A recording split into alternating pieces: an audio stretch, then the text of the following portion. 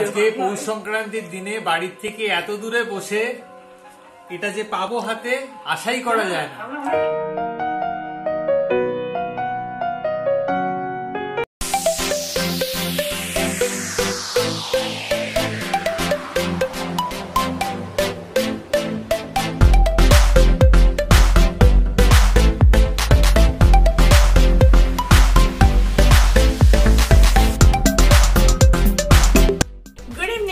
সবাইকে জানাচ্ছি হ্যাপি মকর সংক্রান্তি।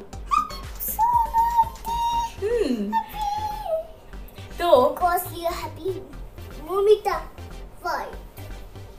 মকর সংক্রান্তিতে পিঠে খাবো না, এটা তো হতেই পারে না, সে দেশে থাকি আর বিদেশে থাকি। তার জন্য আজকে আমি বানাচ্ছি হচ্ছে গিয়ে আজকে আমি বানাবো 3 রকমের পিঠা। তো 3 রকমের পিঠা দেখানো এখানে পসিবল না, তো আমার সবচেয়ে প্রিয় যে পিঠাটা সেটা আমি দেখাবো, সেটা হচ্ছে গিয়ে পুলি পিঠা। তো পুলি পিঠা বানাচ্ছি আমি, তো চলো কেমনভাবে বানাচ্ছি পুলি পিঠাটা আমি দেখিয়ে দিই।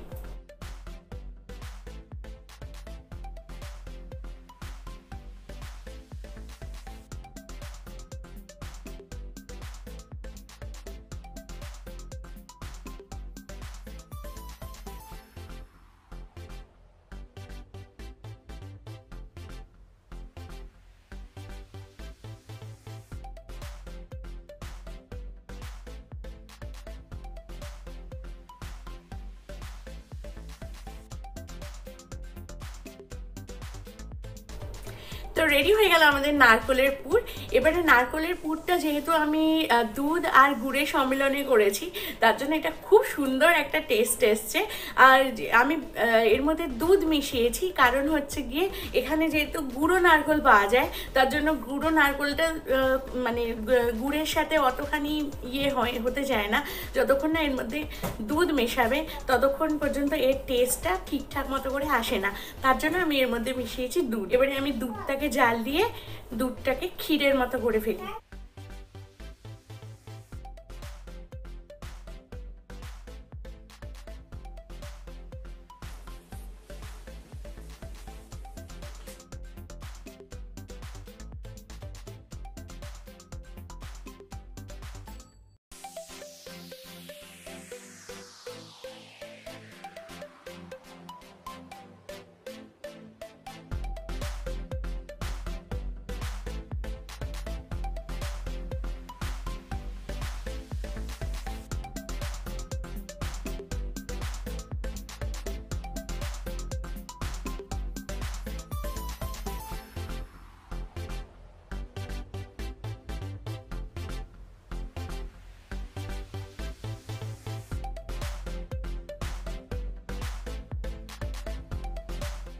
তো আমার পিঠা মোটামুটি হয়ে গেছে। তো আজকে হচ্ছে গিয়ে আমাদের বাড়িতে মোটামুটি ওই যা যা তোমরা দেখো যে এসছে ওরা, তো ওদের সাথে আজকে দারুণ মজা হবে, মজা করে পিঠা খাবো, পুলি খাবো, আর সঙ্গে আছে ডিমের ঝোল।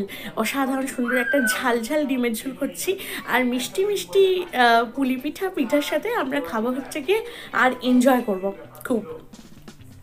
পৌষ সংক্রান্তিতে তোমরা কিছু বলতে চাও?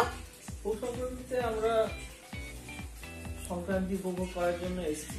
ওকে, দেখা যাক, পিঠে পুলির জন্য বসে আছি, কখন আসে বসে বসে সন্ধ্যা লকডাউন গল্প, আর কি বাইরেও বেরোনো যাচ্ছে না। পুলি পিঠাটাকে আমি আর একটু ঘন করবার জন্য আমি একটুখানি দুধ আগে তুলে রেখে দিয়েছিলাম, সেটার মধ্যে অল্প একটু চালের গুঁড়ো দিয়ে এই দুধের মধ্যে মিশিয়ে নেব, তাহলে এটা ঘন হয়ে যাবে।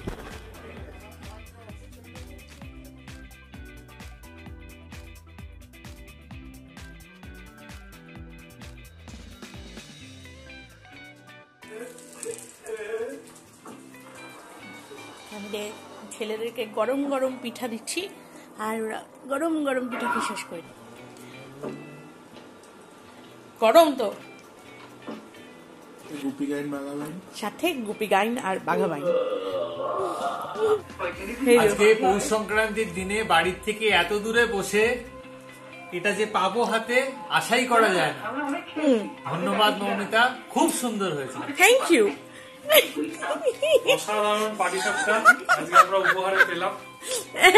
বাড়ির থেকে এত দূরে স্থানে বসে যে পৌষ সংক্রান্তির দিন আমরা পিঠে পাবো। আরো পুলি পিঠে আছে, এরপরে থাকছে পুলি পিঠে, দুধ পুলি। কতগুলো বসে খেয়েছো? আমি এটা 8 নম্বর।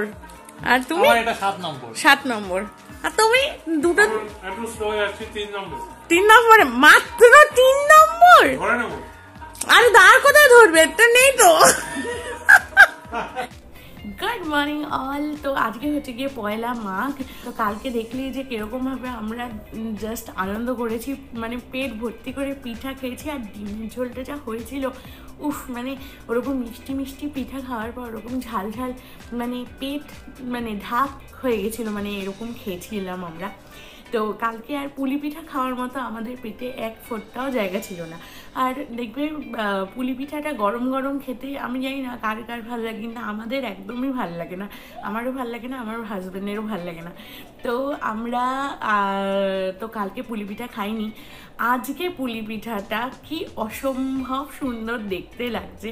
আর আমি জাস্ট একবার ট্রাই না করেই পাচ্ছি না। মানে আমরা পুলি পিঠা ভীষণ ভালোভাবে, মানে ভীষণ ভালোবাসি।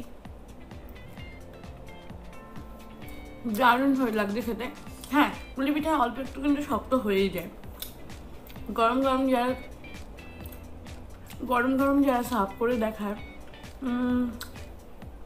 সেক্ষেত্রে সবার পিঠাই নরম থাকে, কিন্তু নেক্সট ডে ওটা অল্প একটু শক্ত হবে।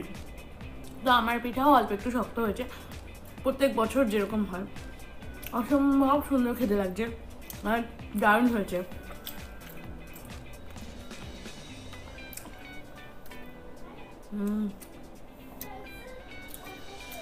এই যে বিদেশে বসে যে এই পিঠাটা করতে পারছি, এই পিঠার এসেন্সটা পাচ্ছি, এটাই আমাদের কাছে বিশাল বড় ব্যাপার। দারুণ খেতে হয়েছে। আমি ছোটবেলা থেকেই পিঠা বানাই।